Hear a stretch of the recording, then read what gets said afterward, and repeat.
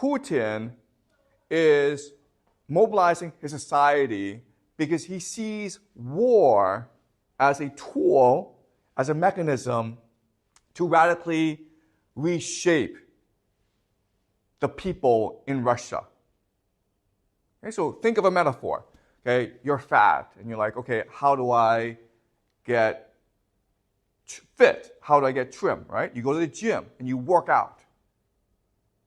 And for Putin, that's what war is. War is a workout for your society. When you enter war, you become a much more disciplined, unified, and prosperous society. Okay, so that's what I want to argue today. Okay, so why does Putin think like this? Well, let's look at the current state of Russia. Okay, Russia, in many aspects, is a broken society. Corruption. Russia is the most corrupt society in all of Europe. The rich people steal, and then they run off to Europe or the United States or Dubai. Okay, so corruption is a huge problem in Russia. And because of corruption, the GDP of Russia is very low. So South Korea, which has about a third of the population of Russia, has a higher GDP. Okay? The state of Texas, just one state in the United States, has a higher GDP than Russia. So Russia, in many respects, is a very poor country. Okay? Second problem is alcoholism. 1 out of every 6 Russian males, about 16-17% of the population, they're alcoholics. Okay?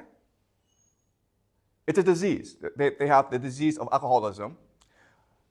1 out of every 3 deaths in Russia is because of drinking too much.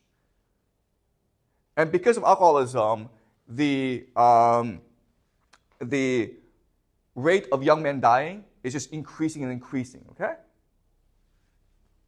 The third problem is fertility. So right now, the fertility rate in Russia is 1.5. That is below the replacement level, right? Remember that the replacement level for society is 2.1. Russia is 1.5. The problem is you have a lot of men dying because of alcoholism, okay? So since the year 2000, the population in Russia has been declining steadily. And all this means is that if current trends continue, then Russia will cease to exist as a society. Okay? The nation will die. So why is this happening? Well, okay, the Western explanation is that this is happening because Russia is not democratic, right?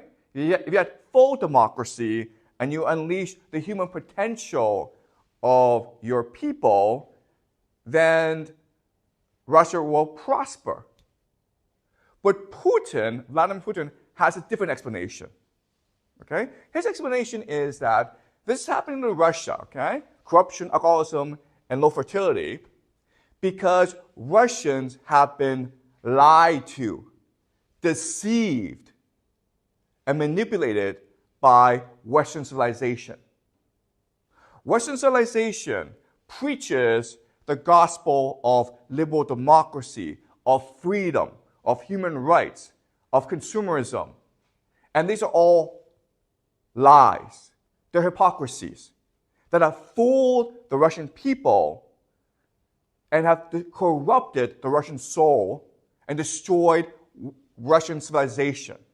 And because Russians are abandoning their soul, their civilization, their nation, this is why this is happening. Okay? Does that make sense? That is Putin's argument. So why does Putin believe this? Well, in the late 80s, the Soviet Union had basically lost the Cold War. And they lost the Cold War because their elite basically gave up. They no longer believed in communism. They didn't believe in self-sacrifice for the nation. They thought that Western values, the Western lifestyle was much better. Okay, so they gave up. In the late 80s, there was an American historian. He actually works for the American State Department. But his name is Francis Fukuyama. And he wrote an extremely influential essay called The End of History. End of history, okay? With a quotation mark. And he argued that the Soviet Union fell and America became triumphant because liberal democracy is the best idea to have ever been invented. And to make his argument, he uses the philosopher Friedrich Hegel, okay? Now, Friedrich Hegel had something called the theory of the dialectic. And what Hegel argued is that history is determined by a war of ideas. The progress of history is determined by the movement of ideas. And how ideas work is that they have a pattern called the dialectic, okay? So there's a thesis, a new idea comes into being. But then we recognize that this idea has problems. It's too extreme. It's too problematic. So we create an antithesis, okay? But this antithesis itself is also too extreme. And this creates also problems. So then what happens is the thesis and the antithesis come together and create a more moderate, more efficient idea, okay, called the synthesis. And this is how history moves or progresses. And so Fukuyama takes this idea and says, okay, well, this explains what's happening today, where at first you have a thesis called capitalism, okay? Capitalism. And this created the Industrial Revolution, right? And because capitalism was too extreme, we moved towards communism, okay? Communism was created to counteract the extremes of capitalism.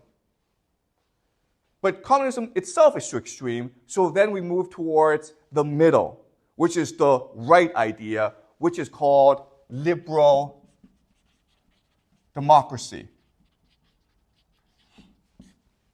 Okay? So what is liberal democracy? Well, at the core of liberal democracy is the idea of consumerism. And the idea of consumerism is that we exist to buy things. And as long as we buy things, there'll be world peace. Why? Because consumers have a need to buy, and therefore nations have a need to produce. And nations produce the best when they're trading together as opposed to warring against each other. Okay? So this is the argument that Francis Fukuyama makes in The End of History. I want to explain this argument further, okay? What's he really saying? Okay, so throughout human history, all societies have struggled with one problem, which is how do we optimize the workforce? How do we get each and every person to work as hard as possible for our society? And if everyone did that, then our society would be strong, united, and prosperous, right? Okay? So that's a fundamental problem of politics. How do you optimize workforce participation, okay? And traditionally, or historically, there have been three answers. The first is war. The second is religion. And the third is civilization, okay?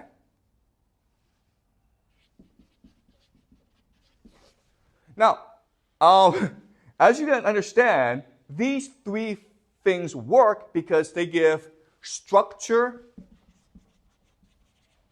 meaning, and purpose to our lives, okay? And we have structure, meaning, and purpose. We are much more motivated to work hard. But as you can also see, there are actually lots of problems with all three, right? War is you kill people, that's bad. Religion is superstitious, okay? But civilization itself is also problematic because the logical extreme of civilization is racism, okay? Which is to say that we Russians are better than everyone else. We Chinese are better than everyone else. Therefore, we can do whatever we want, okay? And this naturally leads to imperialism, right? We have a duty to go conquer other people, to civilize them, right? Something called the white man's burden.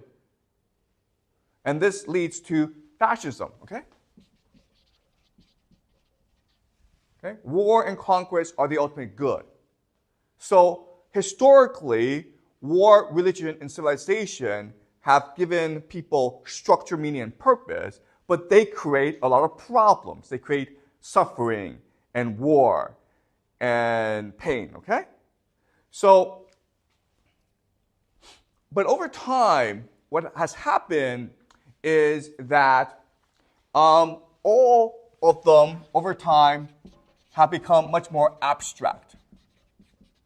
And the reason why they've become more abstract is in order to increase the population, in order to create mass society. Okay? So let me give you an example of this.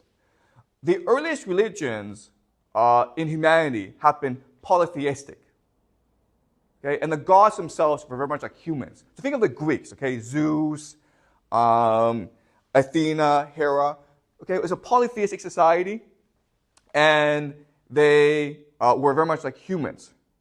But over time, this polytheism became monotheistic, and it became abstract, okay? The idea of God was so much removed from us. And the benefit of that is that you can have more people believing in one God. And it motivates you to work harder, okay? Because it's just an abstract concept. And because of abstraction, we develop new ideas. For example, money, okay? So rather than have war, religion, and civilization as the structure and center of our society, why not make money the structure of your society, okay? And this is what we call capitalism. And capitalism, of course, led to the Industrial Revolution, industrialism. Okay? Capitalism meant that societies were becoming wealthier and wealthier, more industrial and more industrialized. Okay? Does that make sense? All right. But there's a problem with capitalism, right? What's the problem with making capital or money at the very heart of your society? Like people only care about making profits and not what their actions have on other people. Exactly, okay. So the first major problem with capitalism is it's all-consuming. So as Jack says, all capitalism cares about is the expansion and growth of capital, regardless of its effect on society, okay? Profit for the sake of growing profit. It's an all-consuming idea, which can ultimately lead to the destruction of the planet, okay? That's the first problem. What's another problem with capitalism, or the idea of having money as the heart and center of your society?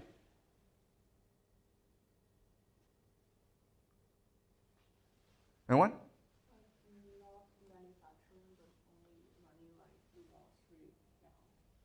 Okay. So what this means is that money likes to consolidate itself. Okay, consolidating. Okay, meaning that so the example is, let's just say that each of us had $1 million, right? What's the fastest way for us to grow our money? If we put it together, right? And then we can go invest it. Okay? So in other words, if you just let capitalism do whatever it wants to infinity, what happens is that you exactly have one person with all the money. Okay? Does that make sense? Because that's the fastest way to grow money, by consolidating it. Okay? So that's problematic. What else is wrong with capitalism or money? Okay. So another problem is the idea of alienating or dehumanizing.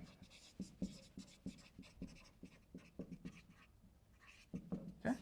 What does this mean? Capital alienates and dehumanizes. What does that mean?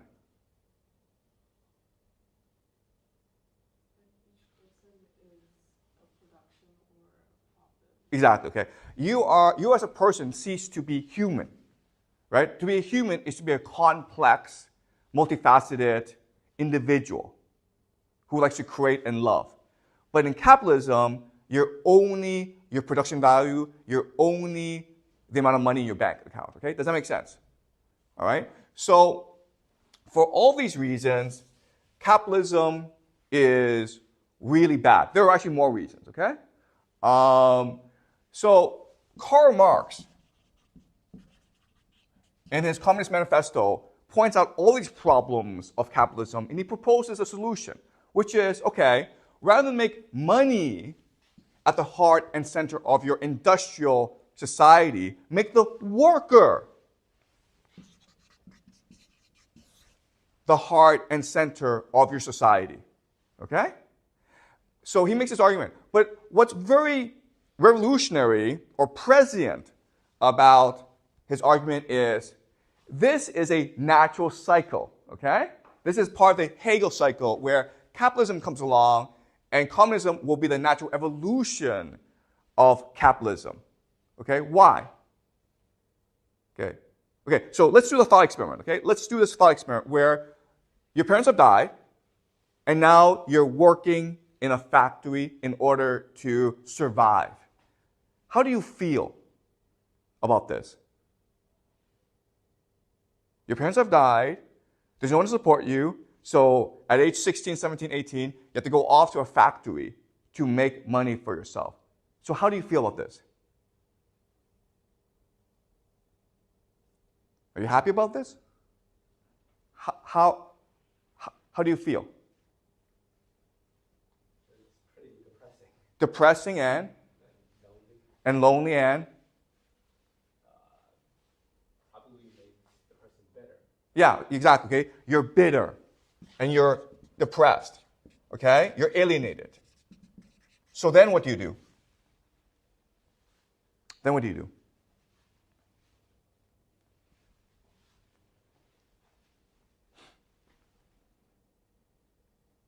What can you do now? You're bitter, you're angry, you're depressed, you're lonely. So what do you do?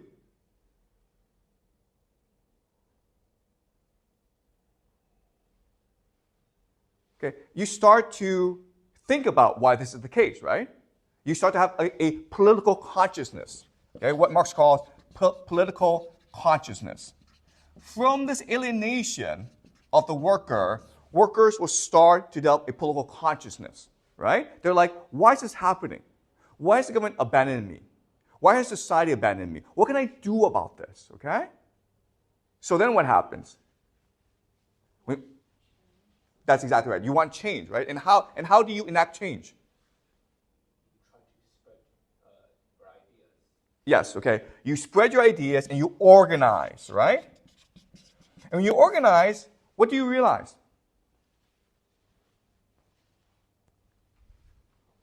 You're stronger together. Yeah, what you recognize when you start to organize is the capitalists need you to do the work, right? The capitalists own the capital and the factories, but you're the one who's actually doing the real work. So without you, the factories can't run. So as long as you're united, you can enact whatever political demands you want. Okay, does that make sense? Okay, so for Marx, this is just a natural evolution of capitalism. Capitalism leads to the alienation of the working class, which will lead to their political consciousness, which will lead to their solidarity, which will lead to a political revolution. And so you can make the worker as the heart and center of your society. Okay? Does it make sense, guys? All right? Now, what's amazing about Marx is that today we say he's wrong, right?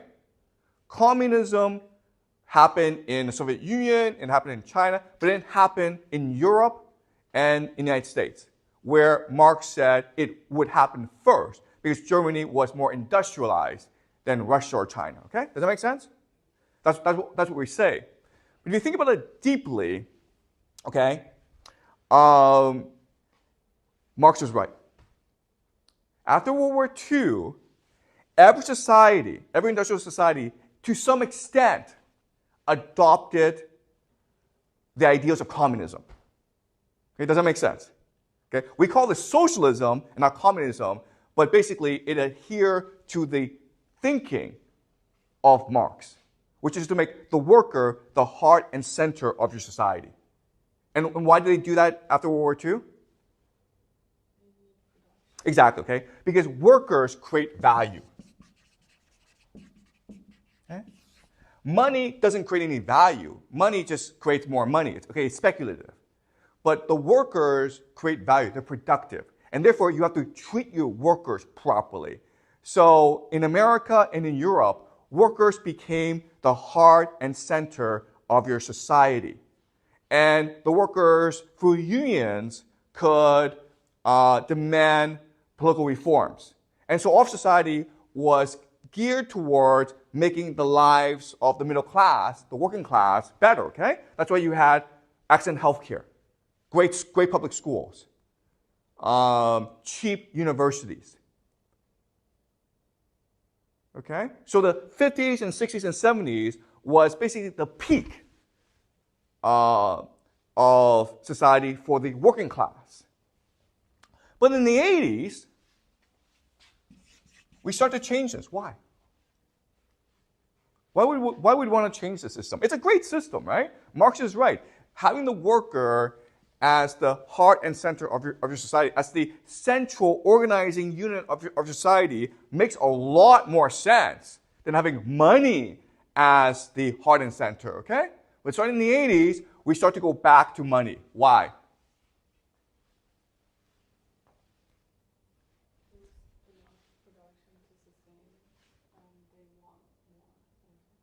Excuse me?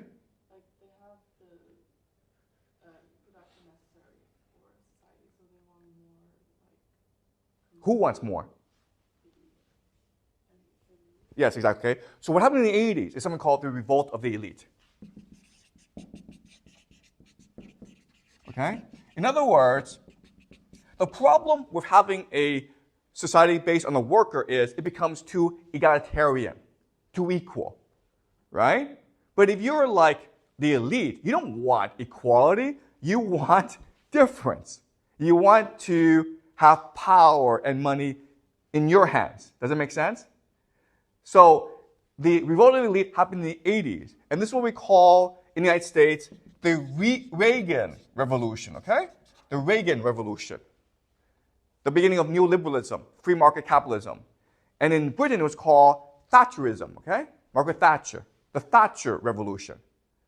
And so now you need to transition away from the worker to something else, okay? Another ideology that allows the elite to amass power, okay? So just to show you how radical this revolution was.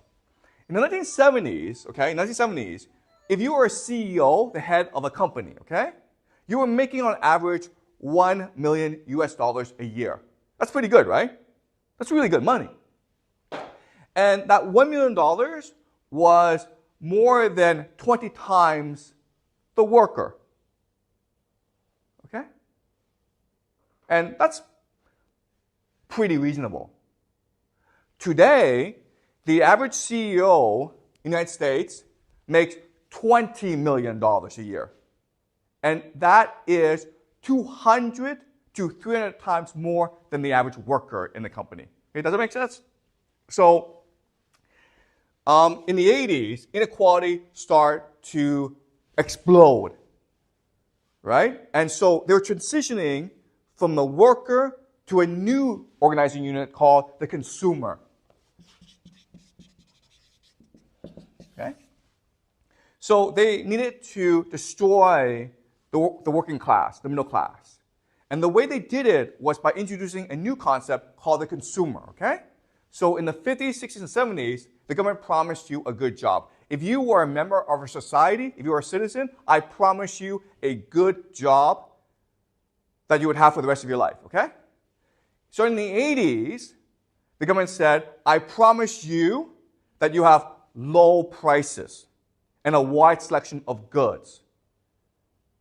Okay, does that make sense? All right. So this sounds like a subtle shift going from the worker to the consumer, okay? But what this meant was a revolution in society, a revolution in politics. So remember that an example of the worker has to have political consciousness in order to protect his or her rights, in order to organize and unify and push for favorable political reforms, okay? That's what the worker must do, okay? But now let's think about the mentality of the consumer. And to do this, let's do another thought experiment. And the thought experiment is this. Everyone in the school, about 500 people, I decide to give everyone $1 million US dollars, okay? So everyone in the school has exactly $1 million US dollars to spend. What happens now? Think about this. What happens now? Use your imagination. What happens? What's the first thing you do?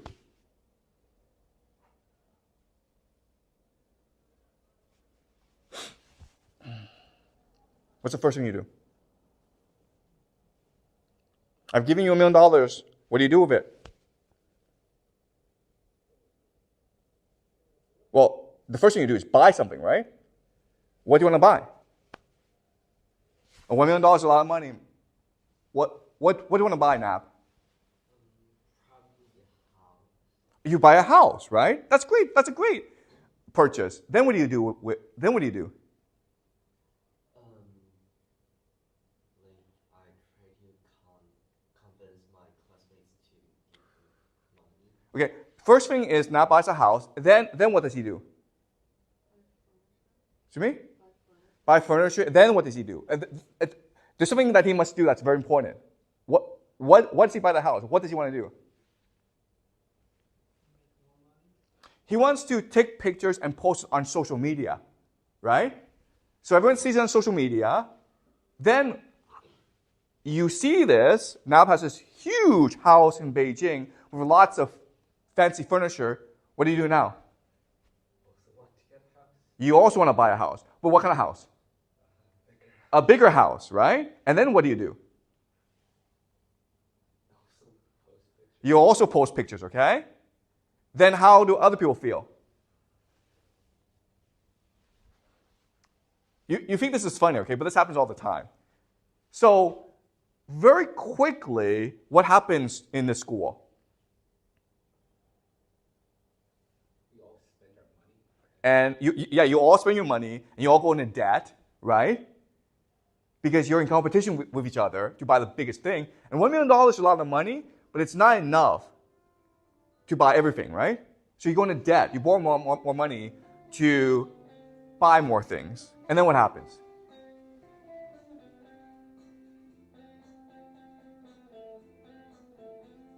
And then what happens? How do you guys feel about each other? Do you guys have lunch together? Do you guys have dinner together? Do you guys like to share homework together? You guys hate each other, right? At the end of the day, what will happen is you all go into debt and you all hate each other, right? So that's consumerism. This is what consumerism is. Consumerism creates a competition in society for prestige, okay? To see who can post the nicest social media pictures. This leads to the individualization or the optimization of you, okay? In other words, you are now unable to act together. You don't want to organize. You don't want to act in solidarity, okay? And ultimately, this means that you develop economic logic, okay? And what is economic logic? It's to see the world only through the lens of capital. Okay, does that make sense? So when you see someone and you're like, okay, well, do I want to date this person? You don't ask, oh, is this person a nice person? You ask yourself, how much money does this person have? Okay, do you understand? You use economic logic in order to understand the world and to reason and analyze the world, okay? Now, let me ask you this question. Today, is this how China works? Is this how the world works? The answer is yes, okay? Are you like this? Yes, you are like this, okay? You've been brainwashed into thinking that this is the only way to behave and to think. You're in school. Why are you in school? So you can get a good job. Why? To make money. And so you can buy things, okay? You understand? That's how you all think. But there are different ways to think about school, right? You're like, I'm in school to learn, to open my mind, to have an imagination, to think critically about the world, right? And that was the way we thought about school when the workers were dominant. But now that consumers are dominant, all we think about is, how do I get a good job? How do I buy a bigger house? Because I want to post it on social media. Okay? So, if you think about this, what this really is the perfection of slavery. Okay? Does it make sense? What does this phrase mean? The perfection of slavery.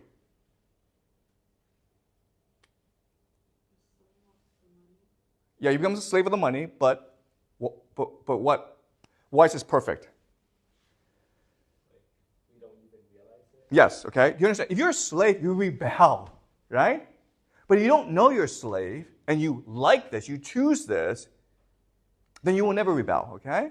So the consumerism is the perfection of slavery, okay? And that's why Francis Fukuyama thinks that consumerism is the end of history, because it is a system that achieves what the elites want, and the masses are unwilling and unable to protest and rebel. Okay, does that make sense? It's a perfect system. Okay, so, but there are certain civilizations that rebel against slavery intrinsically. It is in their nature to rebel against slavery. And one of these civilizations is the Russian civilization. Okay? So when you impose slavery on Russians, they become corrupt, they become alcoholics, and they refuse to have babies. That is why Russia is failing as a society, because slavery is being imposed on Russians by the Westerners, and the Russians refuse to be slaves. But because this system of consumerism is so perfect, Russian people lack a understanding of how to rebel against the system, and that's why Russia is falling apart.